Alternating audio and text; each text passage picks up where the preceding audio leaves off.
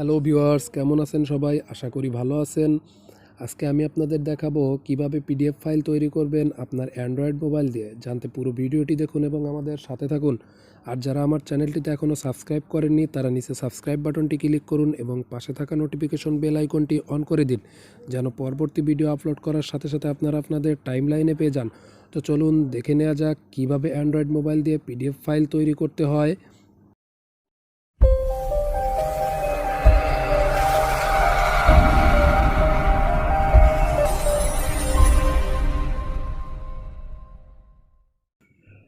তো আপনাকে PDF file তৈরি করতে হলে যে অ্যাপসটার প্রয়োজন হবে সেই অ্যাপসটা এখানে আপনি প্লে স্টোর থেকে সার্চ করে নিতে পারবেন, অথবা আপনি যদি খুঁজে না পান তাহলে আমি ডিসক্রিপশন বক্সে অ্যাপসটার লিঙ্ক দিয়ে দেবো, ওখান থেকে আপনি সরাসরি প্লে স্টোরে গিয়ে ইনস্টল করতে পারবেন। তো এখানে যদি প্লে স্টোরে গিয়ে আপনি সার্চ করেন ক্লিয়ার ক্লিয়ার স্ক্যান স্ক্যান লিখে সার্চ দিবেন, দেওয়ার পর দেখবেন এই যে আপনার অ্যাপসটি চলে আসছে। তো আমার এটা ইনস্টল করা আছে, সো আমি আর ইনস্টল করব না। তো এখন আমি এখান থেকে সরাসরি ওপেন করে চলে যাব ভিতরে। এই যে ওপেন হচ্ছে। তো ওপেন হওয়ার পর আপনাকে এইটা আসবে, allow Clear Scanner to access photo media and file on your device. তো এখান থেকে আপনি অ্যালাউ করে দিবেন। অ্যালাউ করে দেওয়ার পর এই যে এখানে দেখেন এখানে ক্যামেরা অপশন আসছে। তো আপনি যদি চান এই যে ক্যামেরাতে চাপ দেওয়ার পর দেখবেন অ্যালাউ আসবে, এখানে অ্যালাউ করে দিবেন, তারপর আপনার ক্যামেরা চলে আসবে। তো এখান থেকে আপনি ক্যামেরা দিয়ে ফটো তুলে নিতে পারবেন। ক্যামেরা দিয়ে তুলে এই দেখেন আমি উঠালাম।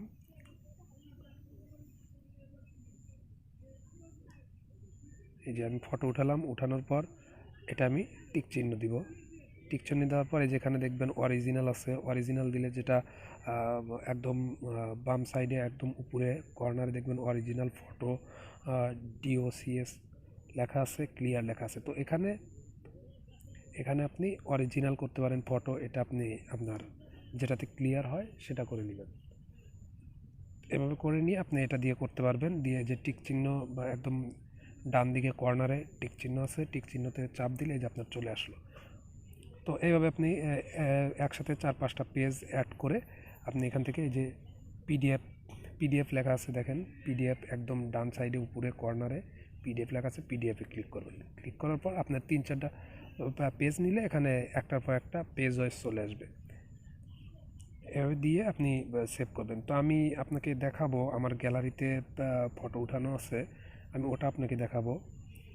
তো এই দেখেন এই যে এখানে ঢোকার পরে যে সাইড দেখবেন গ্যালারিতে আমি ঢুকে যাব। ঢোকার পর এই যে এখানে আমার ক্যামেরাতে ফটো পেজ ওয়েস তোলা আছে, এই যে 1 2 3 আমি 3টা পেজ নিয়ে এই যে ওকে করে দিলাম। ওকে করে দেওয়ার পর এখানে সব কিছু ঠিক আছে, ব্যাচ প্রসেসিং এখানে সব ঠিক আছে, ওকে করে দিব। ওকে করে দেওয়ার পর এই যে আমার পেজ অ্যাডজাস্ট করতে হবে। এখানে পেজ অনেক সময় ফটো তুললে দেখা যায় সাইডে খাতাটা যদি টেবিলের উপরে রাখি টেবিলের কাপড়টা দেখা যায়, অথবা বেডের উপর তুললে বেডশিটটা সাইড দেখা যায়। তো আমি এটা এভাবে কেটে আমি সাইড থেকে বাদ দিয়ে এরকম সুন্দর করে নিব। সুন্দর করে নিয়ে আমি টিক চিহ্ন করব। এই দেখেন এই যে এভাবে দিয়ে আমি টিক দিয়ে এই যে 3টা পেজ করলাম, করার পরে যে ব্যাচ প্রসেসিং হওয়ার পর আমাকে যেটা করতে হবে সেটা হচ্ছে উপরে ডান দিকে কর্নারে পিডিএফ লেখা আছে দেখবেন। তো এই পিডিএফে ক্লিক করবেন। ক্লিক করার পর এই যে আপনি দেখবেন আপনার এই যে 3টা পেজ চলে আসছে। এই যে পেজ 1, এই যে কর্নারে 1 লেখা আছে পেজ, এই যে পেজ 2, এই যে পেজ 3। তো পেজ ওয়াইজ আমার চলে আসছে। চলে আসার পর এখন আমাকে এটা সেভ করতে হবে আমার গ্যালারিতে। তো সেভ করার জন্য আপনাকে যা করতে হবে সেটা হলো আপনাকে মোর একদম নিচে ডান দিকে একদম নিচে দেখবেন মোর লেখা আছে।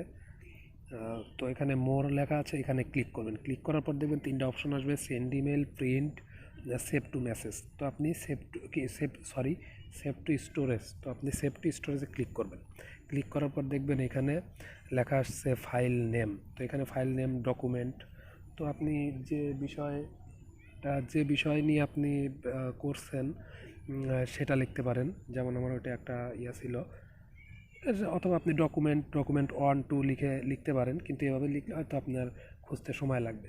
সো আপনি সাবজেক্টের উপরে সাবজেক্টের নাম লিখতে পারেন।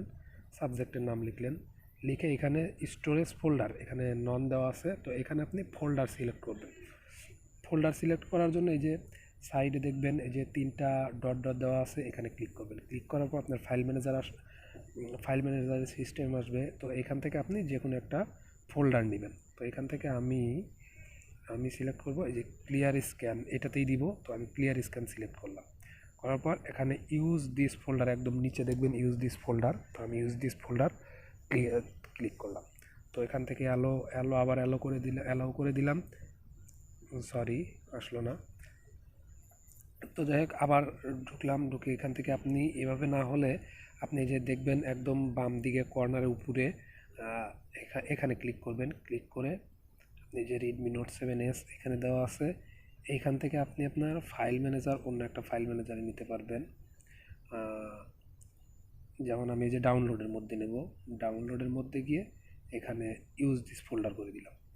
তো ইউজ দিস ফোল্ডার করে দিলাম, দেওয়ার পরে যে দেখেন ডাউনলোড চলে আসছে, এই ফোল্ডারে যাবে। এখন সেভ টু স্টোরেজ, তো এই যে প্রসেসিং হচ্ছে, তো এই যে ডকুমেন্ট সেভ, তো আমার অ্যাপসটি সেভ হয়ে গেছে আর কি। তো সেভ হয়ে গেছে, যাওয়ার পরে দেখেন আমার এই যে আমি ফাইল ম্যানেজারে গেলাম, ফাইল ম্যানেজারে গিয়ে এখন আমি দেখব কোথায় গেল এই যে ডাউনলোড। এই যে ডাউনলোডের ভিতর এই যে সাবজেক্ট লিখেছি, দেখেন এই যে পেজ ওয়াইজ চলে আসছে, এই যে পিডিএফ হয়ে গেছে। তো যাই হোক, আজকে এ পর্যন্তই। পরবর্তীতে আবার দেখা হবে নতুন কোনো ভিডিও নিয়ে। তো ভালো লাগলে লাইক করবেন, কমেন্ট করবেন, আর যারা এখনও সাবস্ক্রাইব করেন নাই তারা অবশ্যই আমার চ্যানেলটিতে সাবস্ক্রাইব করবেন। ভালো থাকবেন সবাই, আল্লাহ হাফেজ।